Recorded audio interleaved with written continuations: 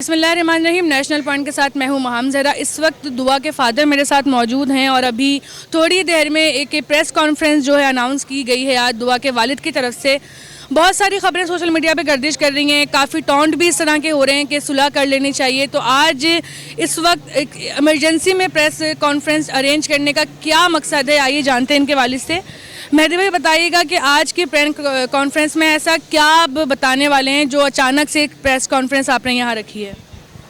देखिए, press conference का मकसद ये है कि आज जो हमारी नई लीगल टीम है जिब्रान नासिर साहब वो इसे हेल्ड करेंगे और उन्होंने आज केस को सुप्रीम कोर्ट के अंदर फ़ाइल कर दिया है।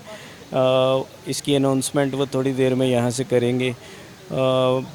इसके अलावा ट्रायल कोर्ट के अंदर भी वो ऑफिशियली वही मेरे लॉयर हैं और अगर हमें हाई कोर्ट्स में कहीं पे जाना पड़ता है तो जिब्रान नासिर साहब ही से देखेंगे। अच्छा, काफ़ी जो ना वो खबरें ये भी सुनने में आ रही हैं कि आप आज अनाउंस करने वाले हैं कि आप सुलह कर रहे हैं बच्ची के साथ। मैंने अगर सुलह करनी इस तरीके से वो होती तो मैं सुप्रीम कोर्ट में क्यों जाता। मैं यहाँ पे सुप्रीम कोर्ट की अनाउंसमेंट के लिए आया हूँ। सेकेंडली देखें, सुलह उनसे की जाती है जो कोई फैमिली होती है, माफिया से सुलह नहीं होती।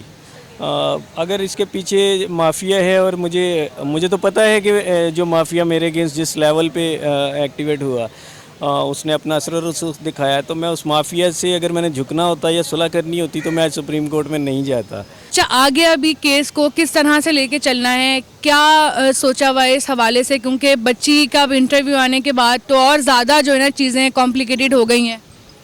बिल्कुल भी नहीं हुई। देखिए, बच्ची का मौक़िफ़ जो हमारा मौक़िफ़ है बेसिकली वही है कि बच्ची उनके अंडर प्रेशर है और उसी तरीके से वो जो उसे बुलवाएंगे वो बोलती रहेगी। कोर्ट के अंदर भी जिस तरीके से स्टेटमेंट ली गई, बेसिकली 164 की स्टेटमेंट ऐसे नहीं ली जाती। मैं कोर्ट के ऊपर कोई एतराज़ नहीं उठा रहा, मोअज़्ज़िज़ अदलिया है जी। लेकिन बेसिकली इसका केस का एक ट्रायल कोर्ट में प्रोसीजर 164 ट्रायल कोर्ट में होना है और वो उसके SOPs होते हैं। उन SOPs के तहत कोर्ट जो है, जो मुअज़्ज़िज़ अदलिया है, वो इस बच्ची का स्टेटमेंट रिकॉर्ड करेगी और सुप्रीम कोर्ट के अंदर भी यही होगा कि हमने जो हाई कोर्ट में जो डिसीजन हुआ था उसके अगेंस्ट हम सुप्रीम कोर्ट में गए हैं और हमने एप्लीकेशन आज फाइल अप कर दी है। अच्छा, ज़हीर ने एक बात कही थी कि हफीज़ सेंटर में जो है उसका कोई काम है, बिज़नेस है, और वहाँ पर भी जो है ना काफ़ी यूट्यूबर्स ने भी वहाँ विज़िट किया है। आप लोगों ने कोई अपनी तरफ से तफ्तीश करवाई, पता लगवाया कि उसकी बात में कितनी सच्चाई है? देखिए, आप लोगों की यूट्यूबर्स की जो मेहनत है, उन्होंने वहाँ पे जाके जो जिस तरीके से पता किया और पता चला कि इस नाम का बंदा छोड़ें, इस शक्ल का बंदा भी इधर कभी हमने देखा नहीं है। यही मैं कह रहा हूँ कि अगर इसके पीछे कोई शरीफ फैमिली होती तो वो इतने, अब मैं हूँ, मेरे पास कोई भी आ जाता है। पहले दिन से मैंने तो कभी किसी को अगर मेरे अगेंस्ट भी कोई इंटरव्यू ले रहा था तो मैं उसे बड़े रिस्पेक्टफुली दे रहा था। मैं आपसे बोलता हूँ आप वहाँ पे जाइए और उनका इंटरव्यू लें और मैं देखता हूँ आपको देते हैं, इट मीन्स कि इसके पीछे वो नहीं है जो दिखाया जा रहा है। आवाम काफ़ी जो है वो डिस्ट्रैक्ट हो गई है दुआ के इंटरव्यू के बाद। लोग शायद जिसको देखते हैं, जो देखते हैं उस पर यकीन कर लेते हैं।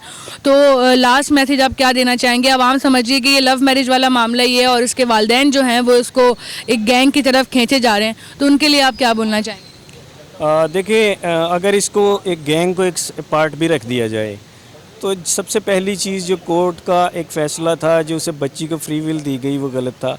क्योंकि बच्ची अगर अंडर एज माइनर है, सिंध के लाज के मुताबिक वो शादी नहीं हो सकती। क्राइम यहाँ पे कमिट हुआ, जिस तरीके से वहाँ पे मेरे अगेंस्ट पार्टीज़ बने गए, मैं जिसमें AG साहब भी शामिल थे, उन्होंने जो गवर्नमेंट ऑफ सिंध के नुमाइंदे थे, तो अब मैं क्या क्या बोलूँ, किस किस का नाम लूँ। जिन पे तकिया था वही पत्ते हवा देने लगे।